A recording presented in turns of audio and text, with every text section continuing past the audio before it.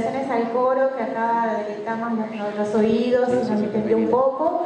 Ahora retomamos la actividad. En primer lugar, queremos agradecer la presencia de todos ustedes. Estamos muy gratificados por el interés que han demostrado estas jornadas en general y en especial con relación a los estudiantes y los funcionarios, cuya presencia y asistencia en el día de hoy ha sido muy importante. En segundo lugar, tengo el honor de proceder a la presentación del doctor Emilio García Méndez, quien va a exponer sobre el nuevo paradigma del derecho de la infancia en materia penal. Y bueno, si bien su currículum es bastante rico, en realidad, en honor a la brevedad y con el fin de no quitar mayor tiempo a su exposición, que seguramente será de gran interés para todos, pasaré a resumirlo de la siguiente forma.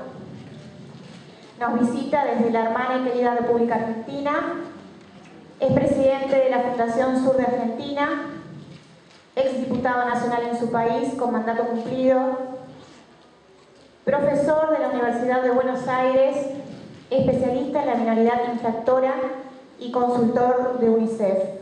Es un gusto tenerlo entre nosotros. Bueno, muchísimas gracias. Muy buenas tardes a todos, muy buenas tardes a todos. Quiero agradecer a los organizadores del evento en general y muy particularmente a la doctora Mercedes Esquiera, a la que efectivamente ya me une hace muchísimos años y sé de su trabajo extraordinario en la materia de la defensa de los derechos de la infancia. Yo estoy absolutamente convencido que una defensa pública fuerte, autónoma y sin crisis de identidad es la condición hoy no suficiente, pero sí imprescindible para la legitimidad de los sistemas de administración de justicia. Yo vengo de un lejano y extraño país, mucho más extraño que lejano. Un país que en materia de derecho de la infancia lo que muestra es una extraordinaria heterogeneidad.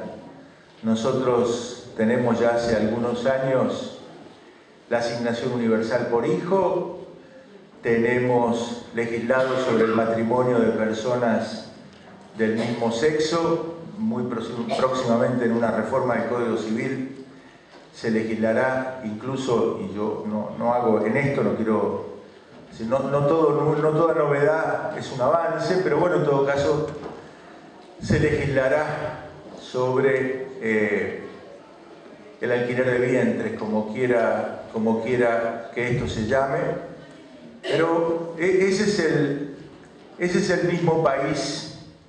Ese es el mismo país que la Corte Interamericana de Derechos Humanos el próximo 30 de agosto sentará una vez más en el banquillo de los acusados, porque es el único país de América Latina que ha irrogado sentencias de reclusión perpetua a menores de edad.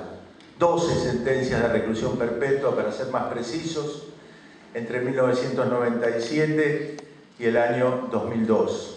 Ese es el mismo país donde aquí al lado, aquí en la provincia de Entre Ríos, en Rosario del Tala, en agosto del año pasado, otra vez la Corte Interamericana de Derechos Humanos ha condenado a la Argentina porque inexplicablemente, contrariando una política que por otro lado tiene una cierta repercusión internacional en materia de la defensa de la identidad, se han empecinado a defender en el interés superior del niño a los apropiadores de una niña, que es el caso Fornerón, que yo les pido y les ruego a todos aquellos que les interesa este tema, que revisen esta sentencia, porque me parece que es una sentencia histórica de la Corte Interamericana de Derechos Humanos. Digo que es una sentencia histórica porque aquellos que, utilizando en forma bastarda el principio del interés superior del niño, la Corte Interamericana de Derechos Humanos le ha dicho no a la adquisición de niños por usucapión, para que nos entendamos. En la Argentina hay una tendencia muy fuerte, ¿sí? Una cosa es el respeto de la familia sin problemas y otra cosa es el respeto de la familia de aquellos que son vulnerables desde el punto de vista social, y que todos aquellos que son vulnerables desde el punto de vista social muchas veces acaban siendo vulnerables desde el punto de vista jurídico. Nuevos paradigmas en materia penal, en lo que tiene que ver con nuevos paradigmas en materia penal, relación a la infancia. Bueno, todo paradigma nuevo fue alguna vez viejo. Nosotros tenemos que acercarnos a este tema de los nuevos y viejos paradigmas. Yo estoy absolutamente convencido que tenemos que acercarnos desde una doble perspectiva. En primer lugar, tenemos que acercarnos desde una perspectiva crítica.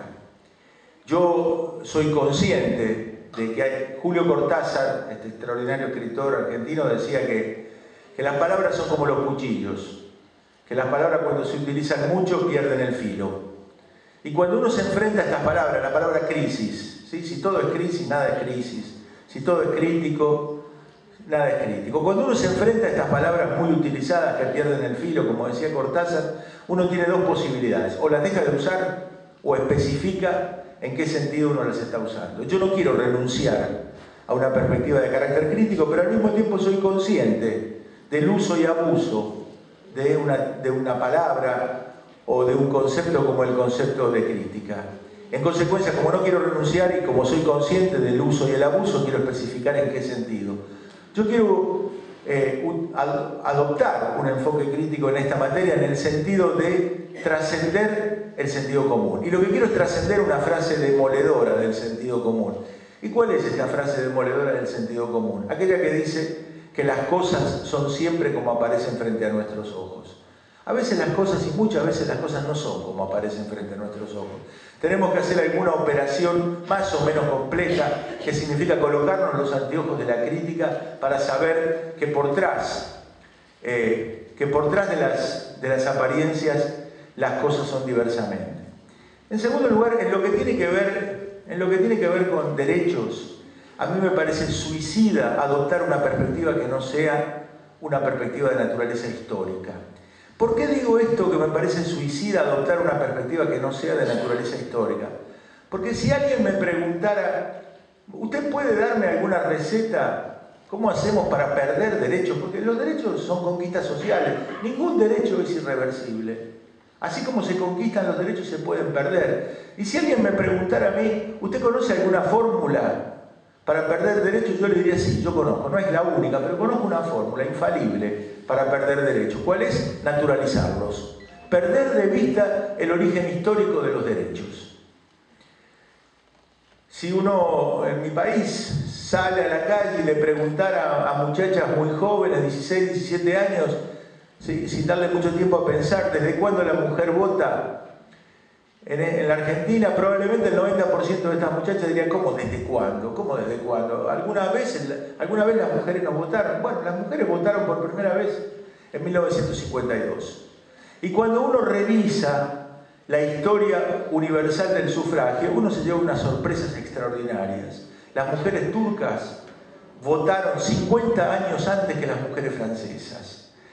Nosotros necesitamos un enfoque histórico de los derechos para no naturalizarlos, para no pensar que los derechos son como la fruta, que crece en la rama de los árboles, que caen del cielo. Los derechos son siempre, ¿sí? Como dice Bobbio tiene una frase maravillosa que dice: las necesidades están siempre ahí. Los derechos nacen cuando pueden o cuando deben. Y a mí me parece que, ¿por qué insisto? Un argumento adicional y tal vez el más importante del por qué un análisis histórico en relación a estos temas. Porque hay una frase que no es de Marx, como muchos piensan, porque muchos piensan que esta frase es de Marx, y la verdad que es un filósofo muy inclasificable y muy desconocido que estaba en las antípodas de Marx, el que dijo: aquellos que no conocen su historia están condenados a repetirla. Y esta frase es de George Santayana, un filósofo hispanoamericano. Y si hay algo que nosotros corremos el riesgo hoy en América Latina, es de repetir nuestra historia. Por eso que hay que conocerla hoy más que nunca. Y cuando digo repetir nuestra historia, a lo que me refiero, si a mí me preguntaran hoy, ¿dónde está, desde el punto de vista histórico, el tutelarismo. Y cuando digo el tutelarismo me refiero, y voy a reformular esta frase que citándome a mí, Javier Salzamendi decía esta mañana, que estaba muy bien citada. Yo hace muchos años que acostumbro a decir las peores atrocidades, primero los hombres contra las mujeres y después los adultos, hombres o mujeres, contra los niños, las han cometido más en nombre del amor, la piedad, la compasión, mucho más que en nombre de la propia represión. Digo esto y la necesidad de conocer nuestra historia, porque nosotros estamos hoy en una especie de encrucijada en esta materia en América Latina. Una encrucijada donde no sabemos realmente si las peores formas del tutelarismo hacen parte del pasado o hacen parte del futuro. Porque tenemos una nostalgia muy peligrosa. Y yo voy a tratar de hacer después alguna mención. Pero bueno, en todo caso, el paradigma específico original de los derechos de la infancia nace a fines del siglo XIX, en 1899. En 1899, cuando uno dice, ¿cuándo se empieza el derecho del menor? Este derecho que en el Uruguay se cuajó en el Código del Niño de 1934. Empieza en 1899. ¿Por qué empieza? Porque empieza como una reacción frente a las condiciones de mediados y fines del siglo XIX, donde un movimiento que se llamaba el movimiento de los reformadores en Estados Unidos insurge contra las condiciones materiales en las instituciones de privación de libertad a las que estaban sometidos los menores de edad. Los códigos penales retribucionistas que imperaban en América Latina a partir de comienzos y mediados del siglo XIX. Ustedes saben, los códigos civiles son después de las unidades nacionales, pero los códigos penales son anteriores. Tenían muy escondida un artículo que decía, ¿dónde estaba la especificidad del tratamiento de los menores de edad? Había un articulito que decía, que costaba mucho encontrarlo, que decía, tratándose de menores la pena se reducirá en 1/3. ¿Cuál era la pena? La pena privativa de libertad. Se reducirá en 1/3. Después el tratamiento era exactamente el mismo, el de adultos y mayores. A fines del siglo XIX un movimiento insurge y hay un motor, la indignación moral es un motor de muchas transformaciones, pero nadie se indigna en abstracto, uno se indigna en las condiciones dominantes de una determinada época. Y realmente hay una indignación, pero en el paradigma positivista de la época, y lo que indigna en la época no era la privación de libertad de los menores de edad. Lo que indigna en la época era la promiscuidad, es decir, que los menores y los adultos fuesen colocados en las mismas instituciones. Hay un movimiento que dice, saquemos a los menores del derecho penal. Y este movimiento en realidad, yo lo he dicho muchas veces, y hoy más que nunca hay que repetirlo, es un festival del eufemismo. Porque a partir de 1899, cuando surge el primer tribunal de menores en Estados Unidos, hay una revolución entre comillas. El juez, señores, no va a ser más un juez, ahora va a ser un buen padre de familia. ¿Qué quiere decir? Que podrá hacer lo que se le da la gana. El proceso ya no va a ser más un proceso, va a ser un rito pedagógico. La pena ya no va a ser más una pena, va a ser una medida, una internación, todos vocabularios prestados de la medicina, porque en el origen del derecho de menores hay un pacto entre la corporación médica y la corporación jurídica, donde nos quedamos con la discrecionalidad de la corporación médica y la formalidad, es decir, la forma de la corporación jurídica. ¿Cuál era el lema bajo el cual funcionaba este primer tribunal de menores? Era el interés superior del niño. Por eso, atención, el interés superior no es el interés superior del niño. Es complicado el interés superior del niño, pero tengamos bastante claro lo que no es el interés superior del niño. El interés superior del niño no es un cheque en blanco. Es exactamente lo que a mí se me da la gana pensar y después lo legitimo en el interés superior del niño. En el interés superior del niño, el viernes me voy a las 2 de la tarde, en el interés superior del niño quiero que me cambie la computadora, en el interés superior del niño quiero trabajar menos horas por semana. No. Nosotros hemos trabajado una hermenéutica, es decir, una interpretación acorde con la convención, y en esto le agradecemos mucho a Miguel Sillero, un jurista chileno. El interés superior del niño es la satisfacción integral de sus derechos. No se puede, para protegerle un derecho a un niño, ¿sí?, violarle los otros 55 derechos que este niño tiene. Esta aberración que ha sucedido aquí en la provincia de Entre Ríos con el caso Fornerón, donde una familia con poder y con dinero ha comprado de una madre pobre de toda pobreza a una niña y luego en el interés superior del niño se ha legitimado. Por eso digo que la Corte le puso un parate a la adquisición de niños por usucapión, rodeada del interés superior del niño. Entonces, ¿se saca de verdad los menores del derecho penal? Fíjense que en esta cosa el juez ya es un padre de familia, el proceso es un rito pedagógico, la pena no es más una pena, pero hay algo donde los eufemismos ya no alcanzan, el abogado. El abogado no existe. Miren si tendrá vigencia y pervivencia.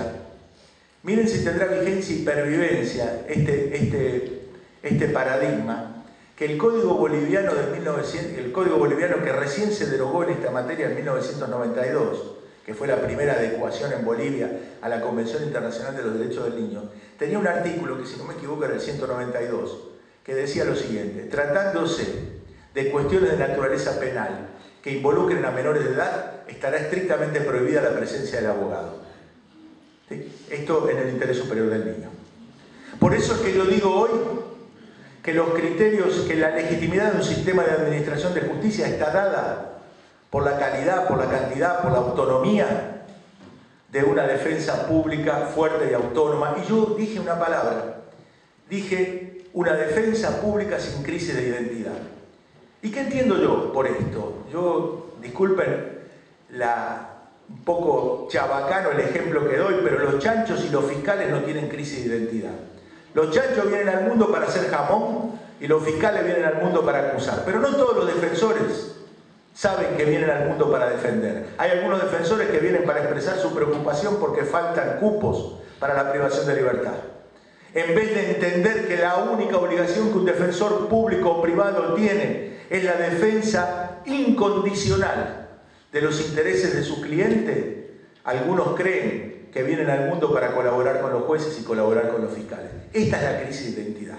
Por eso que tenemos que tener, si alguien que es defensor tiene vocación de fiscal, sería muy bueno que sea fiscal, pero que no sea defensor. Bueno, ese paradigma, el paradigma que sacaba a los menores del derecho penal, pero que en realidad los sacaba de las garantías del derecho penal, se consolida en Estados Unidos a fines del siglo XIX y no tiene ninguna influencia en América Latina. Se exporta a Europa.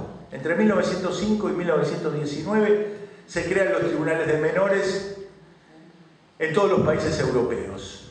Y ahora sí, en un movimiento triangular, Estados Unidos-Europa, ingresa este nuevo paradigma, ingresa a América Latina. ¿A dónde ingresa? En realidad podía haber ingresado a 3 países: a la Argentina, a México o a Brasil, aquellos países donde la cultura positivista estaba más desarrollada, porque es un paradigma que se desarrolla en el contexto de una visión del mundo que es la visión del mundo positivista, una visión del mundo que tiene una obsesión clasificatoria y una manía correccional.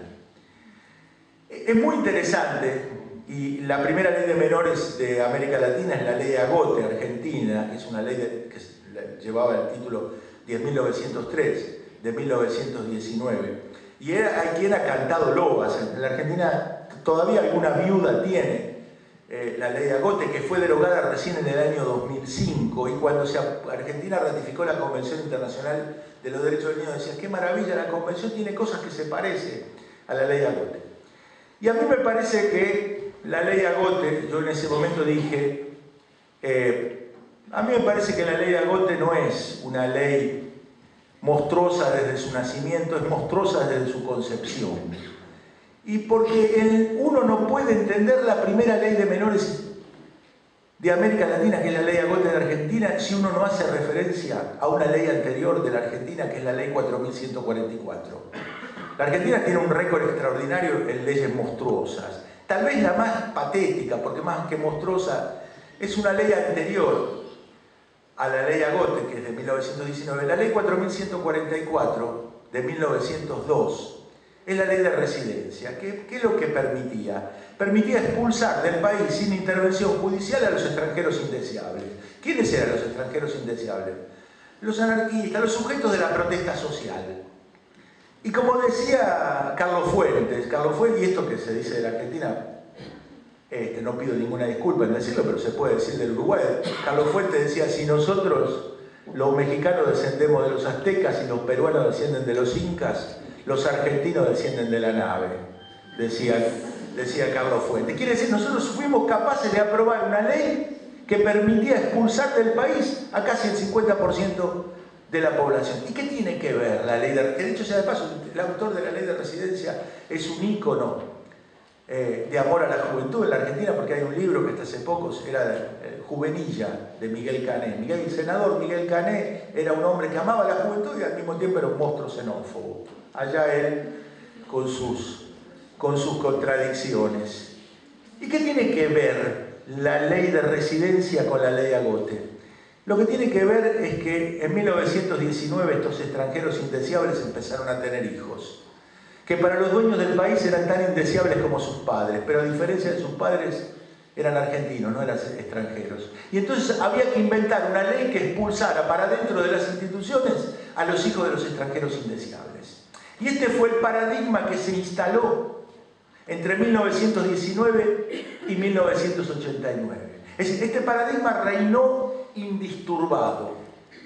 Cuando yo a fines de la década de los 80 comencé a trabajar en estos temas, me topé con dos eslogans que algunos recitaban con voz trémula. El primero era: en América Latina tenemos legislaciones de menores maravillosas que infelizmente no se cumplen. Y yo decía, miren señores, acá tenemos estas leyes de menores que son monstruosas y que infelizmente se cumplen, porque verdaderamente regularon la política social. Y esta es la encrucijada y el dilema que estaba planteando Javier Salsamendi hoy de mañana.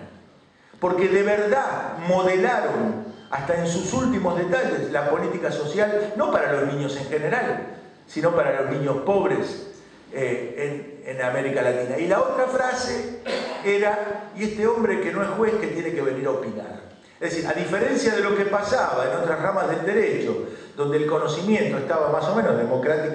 ¿Quién escribe manuales de derecho administrativo? Algunos son jueces, otros son abogados, otros son profesores universitarios, pero a nadie se le ocurre decirle a un administrativista: usted que no es juez en lo contencioso administrativo, ¿cómo se opina? ¿Cómo se anima a opinar? Bueno, en materia de derechos de menores los únicos que podían opinar son los jueces.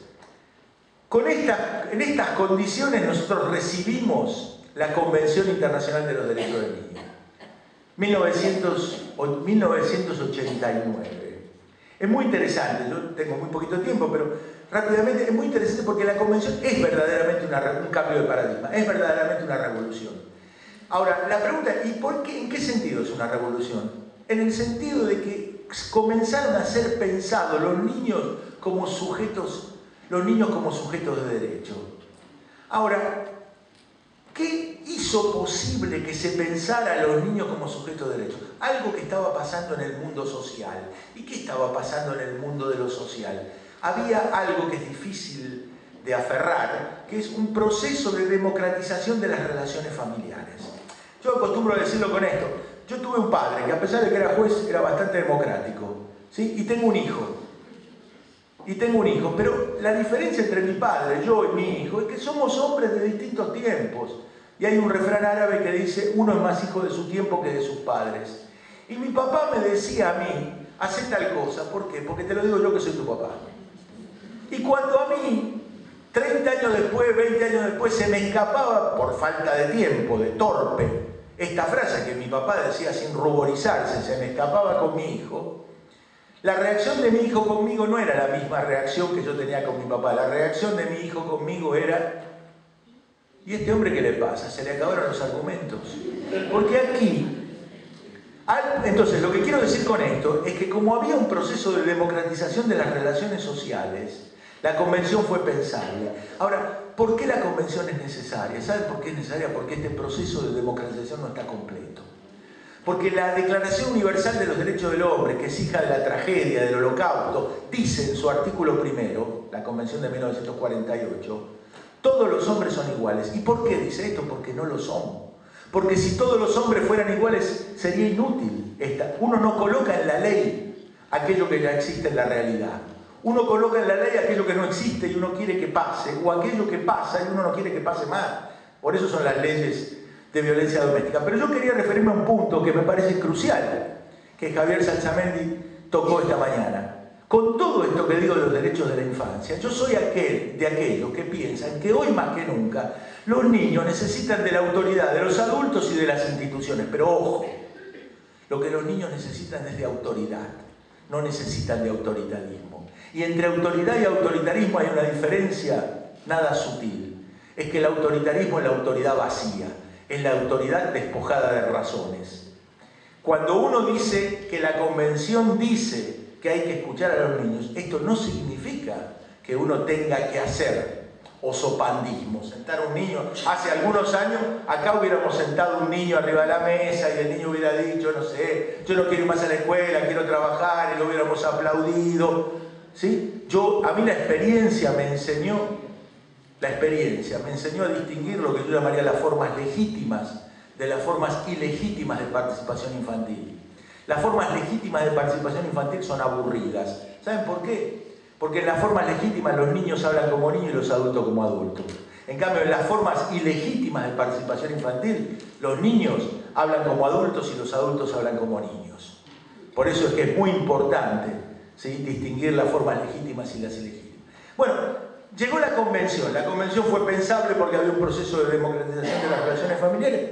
Y es necesaria porque este proceso no está completo. Ahora, muy rápidamente, y con esto empiezo a cerrar, me gustaría mostrar, o por lo menos lo que yo veo, yo mostré una foto de la Convención, me gustaría mostrar una película. Y yo creo que desde 1989 hasta hoy, me parece importante distinguir 4 etapas en la vida activa de la Convención. Una primera etapa que va de 1989 a 1991, que es la etapa de ratificación de la Convención. Y es muy interesante, bueno, era una etapa donde América Latina fue la región que más rápidamente ratificó la Convención en América Latina. A mí me parece que tiene muy poco de heroico esta velocidad. ¿Por qué se ratificó? En buena medida como resultado de la irresponsabilidad de la dirigencia política latinoamericana, que pensaba que la Convención era gratis. Es decir, que esto no iba a tener ningún efecto en la realidad. Que iba a ser como dicen los brasileños, cuando uno dice una cosa, dice más, ¿eso es verdad o es para un inglés olear? Para que el inglés vea. Bueno, mucha gente pensó, ¿dónde estaba la Convención Internacional de los Derechos del Niño en UNICEF? Entre 1980, estaba en el Departamento de Relaciones Públicas, ahí estaba, porque era una cosa de relaciones públicas. Las cosas fueron diversamente. Entre 1992 y 1997 hay un segundo momento que es un momento muy rico, que es un momento de expansión jurídico-cultural de derecho. Es el momento donde el 80% de los países de América Latina adaptan sus legislaciones nacionales a la Convención Internacional de los Derechos del Niño. Algunos países se anticipan a este movimiento, como Brasil, que aprueba su ley en 1990, y otros se rezagan. La Argentina, al día de hoy, tiene en materia penal, vinculado con menor de edad, un decreto de la dictadura militar, el decreto 2278 de 1980.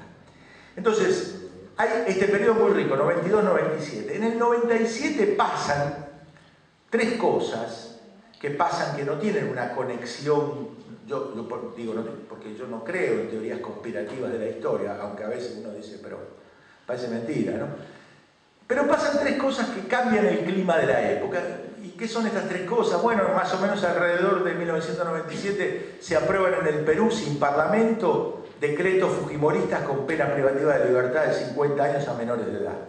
Es en ese momento en que empiezan las más absurdas políticas para enfrentar a las bandas juveniles, no en Centroamérica, sería injusto decirlo, en 3 países de Centroamérica, que son El Salvador, Guatemala y Honduras. Y en 1997 tenemos la primera sentencia de reclusión perpetua a un menor de edad en la Argentina. Cambia, el clima de época cambia. Y de 1997, yo cuando hice el primer análisis sobre esta materia, lo hice allá por el año 2004, y dije, bueno, entramos en un proceso de involución autoritaria a partir del 97, que se verifica más, estoy hablando en términos tendenciales para América Latina, que se verifica más o menos en los distintos países, pero que en todo caso ese proceso de involución autoritaria se expresaba en forma clásica. ¿Y cuál era la forma clásica? Aumentemos las penas, bajemos la edad de la imputabilidad. Viéndolo retrospectivamente, Yo digo que a partir del 97 efectivamente hay un proceso de involución autoritaria, pero me parece que al interior de este proceso de involución autoritaria hay dos periodos. Uno que es este que acabo de decir, el primero que va del 97 al 2003, 2004, que es el periodo clásico. Ahora, del 2004 en adelante, me parece que la involución autoritaria se vuelve más compleja. Se vuelve más compleja porque se vuelve más refinada.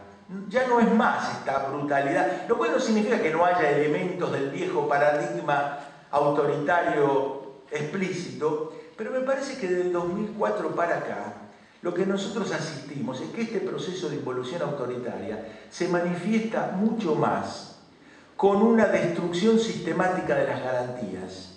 Y la destrucción sistemática de las garantías no se da solamente a través de una reforma legal. También se da estrangulando la defensa pública, también se da en el plano administrativo. Es decir, los retrocesos no son retrocesos solamente legales. Uno puede dejar una ley y después vaciarla de contenido porque no la dota de los instrumentos administrativos para la materialización de esta ley.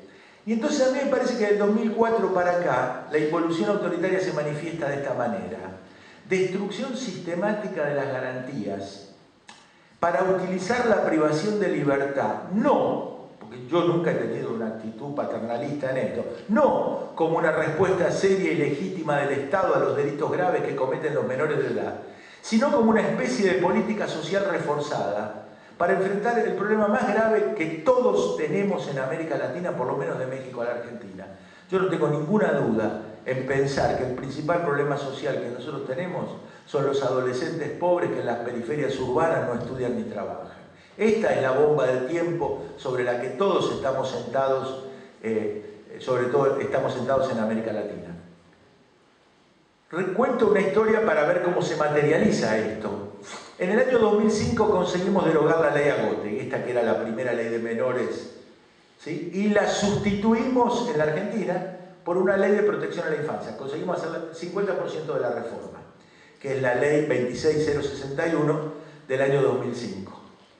Conseguimos poner un artículo en esta ley que fue muy resistido, pero lo interesante es que fue resistido no porque la gente decía que no estaba de acuerdo, sino porque decía que era inútil. Y entonces yo utilizaba también esta frase de los brasileros que dice como el caldo de gallina, ¿no?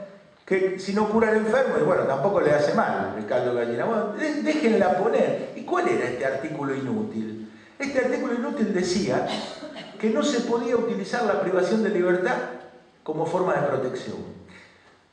¿A quién se le ocurre? Bueno, al profesor Zaffaroni, entre otros, se le ocurre utilizar la privación, un ícono del progresismo, no solo argentino, sino un ícono del progresismo planetario.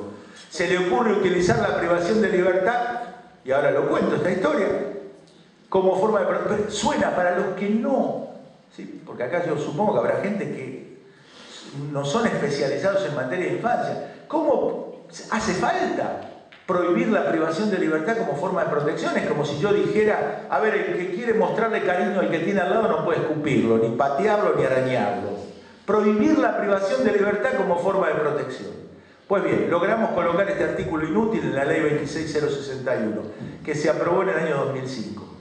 En el año 2006, como la ley, el decreto de la dictadura que regula las relaciones de los menores de edad con el sistema penal es de una perversidad extraordinaria y casi perfecta, y yo me temo que está en el futuro de la cabeza de muchos en América Latina este decreto de la dictadura. ¿Cómo se manejan las cosas en la Argentina? Hay dos categorías, mayores de 16, menores de 16.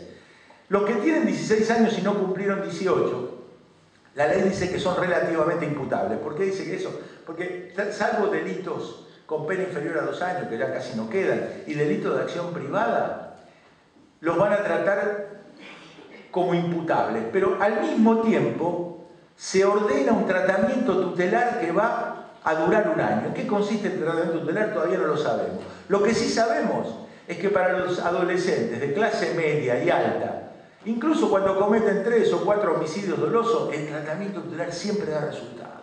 Van 2 veces al psicólogo y el tratamiento da resultado y se lo entregan directamente a los padres o a los responsables.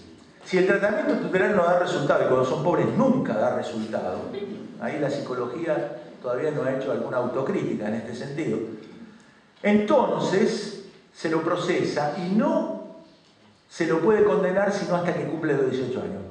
Por eso que uno escucha, jueces argentinos con voz trémula también que dicen nunca he sentenciado a un menor de edad, porque la ley no se lo permite, amigo, por eso no lo ha sentenciado, pero le permite procesarlo y condenarlo y condenarlo a reclusión perpetua si fuera necesario.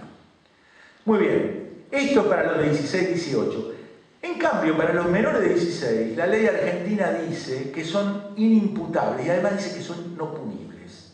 ¿Sí? Como uno dijera, con cinturón y además con tiradores. Inimputables y no punibles. Pero aquí, que el decreto, que la ley Agote, que se derogó en el 2005, fue utilizada por la dictadura militar, porque el artículo primero de este decreto es una síntesis de la ley Agote.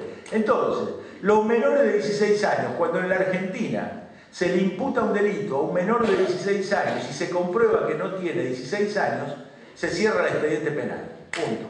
Uno dice, qué maravilla, qué país tolerante. Pero se abre un expediente tutelar.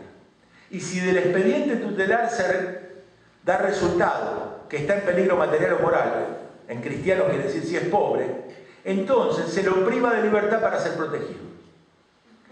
Pero como la ley de infancia dice que se prohíbe la privación de libertad como forma de protección, en el año 2006 la Fundación Sur Argentina y el CELS, que es el organismo más importante en materia de derechos humanos, presentamos un habeas corpus. Por supuesto, el juez nos dijo que no estaban privados de libertad. No había leído la regla de Beijing y además, le digo, pero maestro, mire que el lugar donde están tiene muro de 8 metros, tiene rejas, perros, policía, ¿no? Bueno, no estaban privados de libertad. Fuimos a la Cámara, a la segunda instancia también nos rechazaron el habeas corpus. Y fuimos al tribunal más conservador de la Argentina, que es la Cámara Nacional de Casación Penal, una tercera instancia penal. Y la Cámara Nacional de Casación Penal habilitó una mesa de diálogo. Y ya estábamos en el año 2007. Y el 18 de diciembre del 2007, la Cámara, este tribunal conservador, por eso yo acostumbro a recordar mucho este viejo refrán español que dice: Señor, líbrame de las aguas mansas, que de las bravas me libro yo solo. Este tribunal conservador, el día 18 de diciembre del 2007, sentenció: declárase inconstitucional el decreto de la dictadura, ordénase la liberación progresiva de todos los menores de 16 años privados de libertad por protección y exhórtase al legislativo a aprobar una nueva ley de responsabilidad penal juvenil, porque la Argentina es el único país que no la tiene.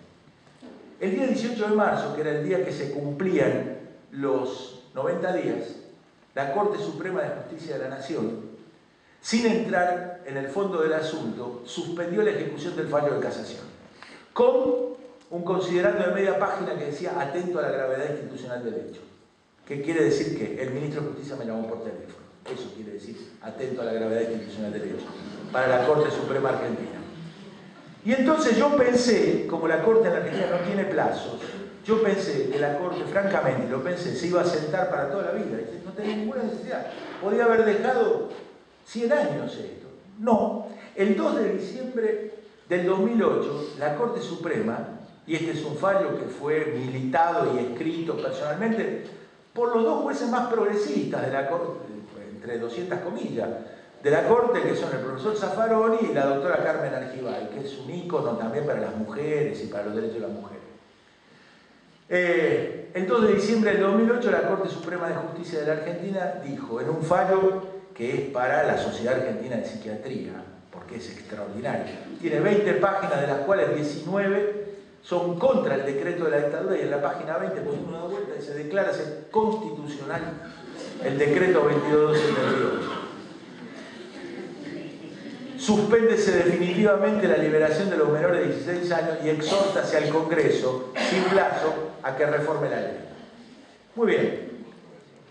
El día, y con esto termino, el día 2 de diciembre, perdón, el día 2 de mayo del 2009, que para nosotros es muy importante porque ese día se cumplían los 6 meses de la sentencia, y ese era el día que habíamos elegido con el CELS para presentar nuestra apelación a la Comisión Interamericana de Derechos Humanos. Nosotros estamos esperando en este momento la admisibilidad que la Comisión no puede no admitir esto, porque hay un documento oficial de la Comisión Interamericana del año pasado sobre menores de edad y sistema penal, donde por lo menos en 12 oportunidades condena el uso de la privación de libertad como forma de protección. Ese mismo día salía una entrevista en la revista Playboy, 2 de mayo, de la edición de mayo, la edición argentina de mayo del 2009, salía una entrevista del profesor Zaffaroni, donde le preguntaban sobre este caso y respondía textualmente: nosotros sabíamos que ese decreto era inconstitucional, el decreto 2278, pero lo declaramos constitucional por razones coyunturales. Ustedes imagínense si un juez de una corte hubiera dicho en un caso, ¿sí?, que tuviera que ver con la libertad de un hombre blanco o tuviera contenido patrimonial. Yo sabía que esa ley era inconstitucional, pero la declaré constitucional por razones coyunturales. Y entonces le preguntan: ¿y cuáles son esas razones coyunturales? Y ahí él repite lo mismo que había dicho Carmen Argibay 6 meses antes. ¿Y qué había dicho Carmen Argibay? Estos menores de edad están marcados para morir por la Policía Federal. Nosotros la llamamos y le dijimos, yo en ese momento era diputado nacional, le dije: vamos a la fiscalía y hagamos la denuncia. No estaba diciendo ni siquiera marcados para morir por la policía, marcados para morir por la Policía Federal. Bueno, todavía estamos esperando, ¿sí?, la respuesta. Lo que quiero decir con esto, que este es el dilema, estos son los dilemas con los que nos movemos. A mí me parece que hoy en día, en esta etapa del desarrollo de los derechos de la infancia, hay una tentación muy fuerte, y en este momento acompañada involuntariamente por algunos sectores que son sinceros, etcétera, etcétera. Pero hay, objetivamente, cuando el espíritu de la época cambia por razones que tienen que ver con el espíritu de la época. Pero me parece que hay una tendencia muy peligrosa a entregarle a los mayores de 16 años al derecho penal puro y crudo, y volver al viejo tutelarismo discrecional con los menores de 16 años. Y me parece que hoy más que nunca tenemos que afianzar, porque así como los problemas de la democracia solamente se resuelven con más democracia, yo estoy convencido que los problemas de los sistemas de responsabilidad penal juvenil se resuelven con más responsabilidad penal juvenil y no con menos responsabilidad. Pero con más responsabilidad penal juvenil, lo que quiere decir esto es que nosotros necesitamos asegurar toda la garantía del debido proceso, porque la defensa pública tiene, particularmente, ¿por qué digo la defensa pública? Bueno, porque los clientes aquí, en el 101%, ¿sí?, no lo utilizan, no usan los grandes estudios, sino que utilizan la defensa pública. Yo creo que hoy, frente a estas tendencias que se mueven en toda América Latina, la defensa pública tiene una doble función. Y tiene la función clásica. ¿La función clásica cuál es? La función de asegurar el debido proceso, las condiciones del debido proceso y defender a su cliente. Esto es clásico, esto se sabe, pero tiene además una responsabilidad sobre sus hombros. ¿Cuál es la de evitar que las tendencias más perversas de la política social se instauren irreversiblemente? ¿Y cuáles son estas tendencias? La utilización de la privación de libertad, no como respuesta seria y legítima del Estado, sino como una forma reforzada de política social para los adolescentes pobres. Porque lo que nosotros vemos en este momento es que hoy en día uno de los graves problemas, en este mundo políticamente correcto en el que vivimos. Mire, yo me encontré hace muy pocos días leyendo un libro, no importa el libro que sea, pero me encontré, si alguien me dice, ¿dónde está la piedra filosofal de lo políticamente correcto? Me encontré con una presentación de una abogada americana del Ministerio de Trabajo, una presentación de 1994, en un convenio de la OIT, donde esta mujer decía lo siguiente. A mí me pareció encontrar, como digo, acá está el punto de acumulación, el punto cero de lo políticamente correcto. Y lo que esta mujer decía es: en mi país, Estados Unidos, hoy a nadie lo pueden echar por su orientación sexual, por su orientación religiosa, por su color de piel, pero lo pueden echar sin ningún motivo del trabajo. Son los peligros de lo políticamente correcto que nosotros Estos son los peligros de lo políticamente correcto que nosotros estamos viviendo. Por eso, no es, me parece a mí, desmesurado decir que para aquellos gobiernos que quieran tener un sistema de administración de justicia legítimo, ¿sí? Y un sistema de administración de justicia legítimo no es aquel sistema que no tiene menores de edad privados de libertad. No, es un sistema que tiene menores de edad privados de libertad aquellos que han cometido delitos graves. Aquí tengo yo un informe de hace un mes, una radiografía perfecta sobre la privación de libertad de los menores de edad en Italia. Para 70 millones de habitantes hay 460 menores de edad privados de libertad. Mientras Colombia tiene para 44 millones casi 5.000 menores de edad privados de libertad. Y Costa Rica tiene 190 menores de edad privados de libertad. Y la Argentina, preguntarán ustedes, bueno, pregúntenme la fórmula de la Coca-Cola que se las digo. Pero en la Argentina ni siquiera se sabe cuántos son. La última vez, cuando yo decía estas cosas y decía que a Bojo de Buen Cubero había 1.800, el informe oficial me mató, porque dijo que había 1.799. Así que ahora no estoy arriesgando números, ¿no?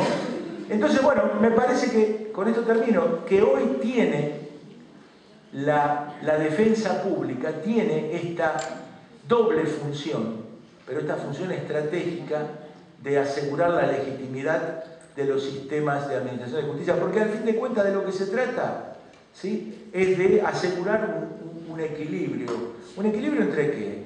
Entre el derecho de la sociedad a su seguridad colectiva con el derecho de los individuos a sus libertades individuales. Si nosotros tenemos libertad colectiva, si tenemos seguridad colectiva, el precio de la falta de garantías individuales, nosotros tenemos una dictadura. Y si tenemos garantías individuales al precio de la falta de seguridad colectiva, tenemos una anarquía. Y yo creo que este es un punto fundamental.